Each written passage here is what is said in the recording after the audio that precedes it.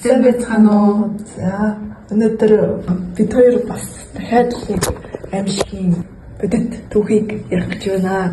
За тэгэхээр өнөөдөр чи юу ярих гэж юм да? Би бэшиндээ холбоотой. Иймэрхүү гоё. Би болохоор нэг Монголд болсон хүүхдийг нуугдаж тоглож байгаад нэг юм болсон юм бас ярина. Ярина. За тэгээд болон юм яриад явах хэлээ дөө.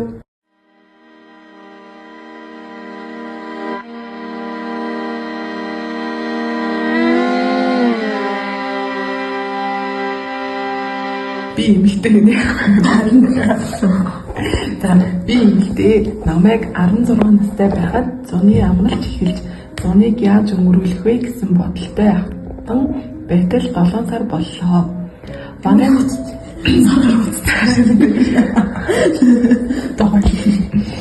Манай нэг авга ихч байдаг юм л да. Нилээн ядруухан амьдралтай нөхөр охины хамт амьдардаг байв.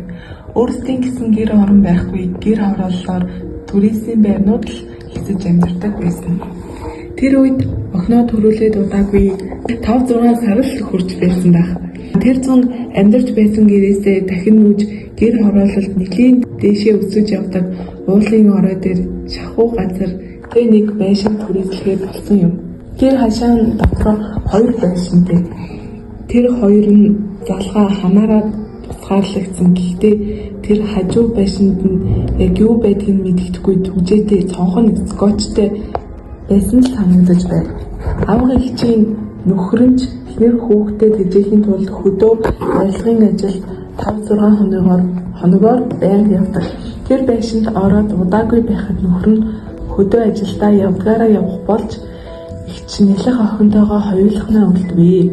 Миний зуны амралт эхлээд хийцгүй байсан тул аав ээж нөхрийг нь эртэл авах ихчтэйгээ хүүхдтэй нь хантай очиж хэд хоног хончоод эргээд явуулваа.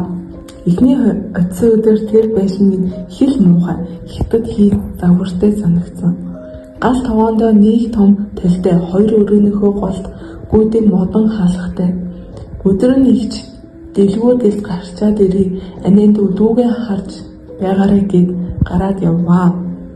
Дүүж том өрөөндөө газар хевсэн дээр налуулд суулгаад урд нь тоглоомуудын тавьж тоглуулж зуулгачаад өөрөө гал тогоонд ороод хоол энэ эргүүлээд байж байтал дүү гинэт том өрөөнөөс тастаас хийдэл энийгээд хэлдэг юм да.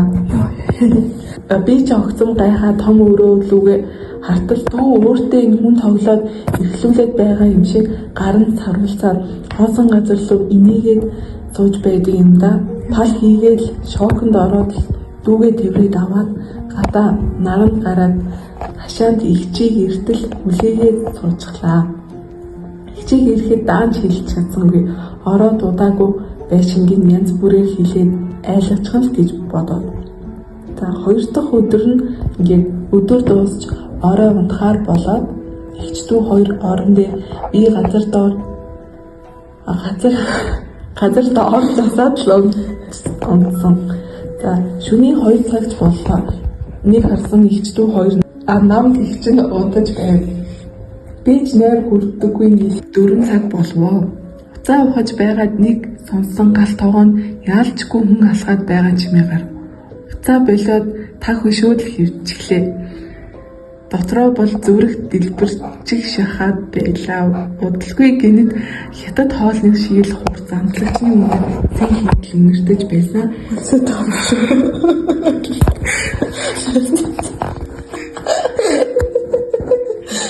Өнгөртөж байснаа гал тогоонд 2 хүн учир нь ойлгохдохгүй юм шивнэлдээд яриад эхлэв.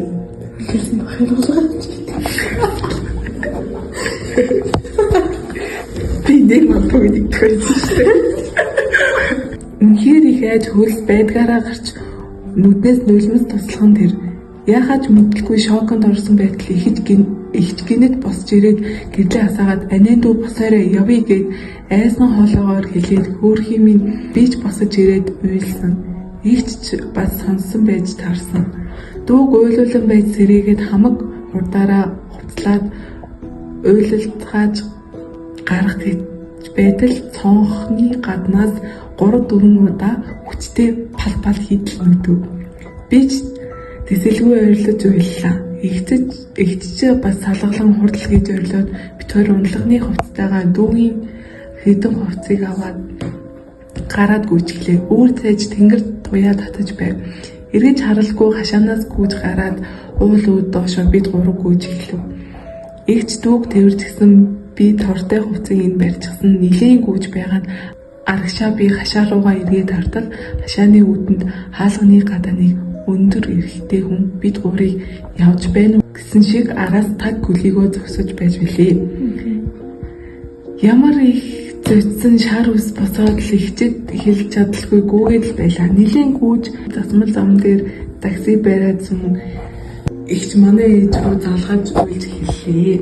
Тэр өдрөө манайд очиж хонон маргааш нь ихч төрлөөгээ залгаж хурдан ир нүүн химэн уйлан хэлж нөхрөн маргааш ирж найзуудтайгаа очин гэрийнхэн зүйлсийг аван тэр байшингийн түлхүүрийг дотор нь үлдээгээд орхиод явсан. Байшингийн эзэн лүү залгаж болсон учраас ихтэл юу ч хэлэлгүй уцаа тасалсан гэсэн. Тэр гэхдээ үнэхээр хятад хүний сүнс байсан уу? Мэдэхгүй л юм да. Одоо бичгэд нуруугаар хүүтааж байна. Надад бол нэг юм хоёр өвгөн түүх байгаа. Энэ явдал намайг 6 дугаар ангид байхад тохиолдсон. Манай хичээл тэр өдөр уртуг байсан.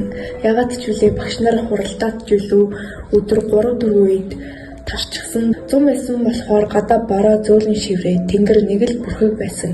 Эрт тарчаад баярлаад ээж рүүгээ залгаад ээжээ би найзымдаа жоохон тоглож байгаад очиж болох уу гэтэл ээж тэгтээ янзан бүрийн юм болох үедээ гэд нэг л эвгүй хэлсэн. Би одоо ч мартдаггүй. Тэгээд л ээждээ за яавал гэж гэдэл гэрийнхэн зүг рүү явлаа. Манай найзынх их сонин хашаанд нь хэрэг буугаад байдаг. Ядаж байхад хажуу талд нь байдаг айл нь бараг ирдэггүй. Ирэхээрээ шүнжэнгөө архитдаг. Ямар ч тач хашаа руу ороход баахан хэрэг тэгээд тэнгэр бүрхэг болохоор гадаах зураглал боломжтой амар байсан. Гэрт нь ороод л хоёр найзтайгаа юу хийх талаараа бодож ярилцаж байгаад нэг найз маань хөөе хоёроо өрхөө бүтээгээд нуугдаж тоглох уу? Тэнгэр бүрхэг байгаа юм чинь бүр харагдахгүй шүү дээ. Тэгээд бид хоёр үнэхээр дуртай тэгцгээе гээл. Гараас өрхийн хамт бүтээгээд гэрлэн ороход бүр юу ч харагдахгүй тас харанхуй болсон байлаа. Манай нэг найз ямар гоё вэ? Тас харанхуй болчихлоо. Гэт эхлээд бид хоёрыг олъё гэд хоёр тоглоод миний олох хэлж боллоо. Буудан дээр нь сууж байгаад 10 тоолоо за хайж эхэллээ гэд босоход нуруугаар мангар хүйт дагаад нэг их юм тоолгүй баримжаа аваад явж байтал нэгнийхээ ам руу гараа хийчихлээ. Би ойрлоод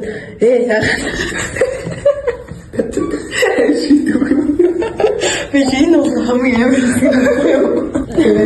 Үгүй хаваа яагаад амаа Шчагт орны нэг төрөг юм байна. Яагаад амаа ангаахад байгаа юм бэ? Зовлон. Хүн ялгаад гэж хэлээд. Найз гэрлээс очлаа. Гэрэл асгаад хоёр найз үүдний хэсгийн хажууд буюу гэрлийн хажууд би тойлын урд зогсож байсан. Тэгээд би та хоёрыг хинэн энд байсан бэ гэхэд манай хоёр найз юу яриад байгаа юм бид хоёр чамайг харахад энд зогсож байсан штэ гэж надад хэлвэ. Би шоконд ороод хүний ам яг ямар байдаг бэлээ шүднүүд мэдрэгдээд л үнэхээр амар. Тэгэд манай хоёр найз намайг тавьшруулж нэрээ амлая бид хоёр парен хийгээгүй. Гэрэл асахад бид хоёр чамаас хол цайтай байсан шүү дээ гэд тэгээд л гэрээс гараад бүр хам хурдаар өгсөн. Одоо ч ээжид хэлээгүй байгаа. Дараах нь манай найз тэр газраас нөхийнхээ өмнө нэг зүг зүүдэлсэн гэсэн. Яг тэр байдаг газар нь сүрчгсэн тэгээд гэрээ тойруулаад давс цацаад алдаас нь нэг жижигхэн охин гүгээд байна гэж зүүдэлсэн гэсэн. Бүр энэ зүудээ 3 удаа татж зүүдэлсэн ч гэсэн одоо ч тэнд ямар ч айл байдаггүй. За одоо нэг дахиад нэг үг байгаа. Одоо энэхгүй баг. 2020 онд наадмаар хамаатны ах эгч нартайгаа хөдөө явлаа. Манай гэр бүлийнхэн явж амжаагүй эхний 2 хоног гоё байсан ч сүүлдээ надад нэг эвгүй зүйл болсон. Бид аян замд яваад орой болоод майхнаа бариад хоол хийгээд хүүхдүүд нь тоглож надаа тэгээд унтахаар боллоо. Би майхан дундах дургүй тэгээд үеэр дүүтэйгээ цуг машин дундахаар тохирсон. Дүү бид хоёр хэсэг юм ярьж инээлдээд ядараад унтчихсан. Шөнө 4-5 цагийн артад би засгаар гарлаа. Би холынхаараа муу болохоор шил зүүдэг. Яг гарахад нүдний шилээ марцсан байсан. Машинаас гараад нэлээд цаана би зассан юм л да. Яг тэр үед миний урд 2 жижиг хүүхэд гүгээд хүсрээд нэг хачин би арцалхан минийгээд явчихсан. Би шилээ марцсан нэг сайн харж чадахгүй жоохон айгаад машин руугаа ороод унтахаар болсон. Яг тэр үед машины араас хумсаар майжих чимээ гараад дүүгээ дуутах гэж байгаад би хөсчихсэн. Хөдөлчих чадахгүй хөлс гожоо тэрнээс хойш би юу болсныг сандаггүй юм. Дүүгээ сүлд асуухад та хамаг би чинь хөвөрчихсөн байсаа гэдэг. Хэд хоног халуураад би хөдөлж ярьж чадахгүй би нэлийн хүнд орхиод нүр хухай зайсан унтах болгондоо нөгөө хоёр хүүхэд машины хойноос майжих чимээ чихэн зүүдэнд орж ирээд унтаж чадхаа байсан. Хотоороо ээж маань ламд үзүүлэхэд сүнсийг нь залхиж гээд нэг сахиус өгсөн. Тэр сахиусыг зүгээд би минь арай гайг болсон гэж байна. Би бас богино нэрнээ бас амар устдээ. Өнөөдрийн ингээд ярих түүх ингээд дуусна. За баярлалаа.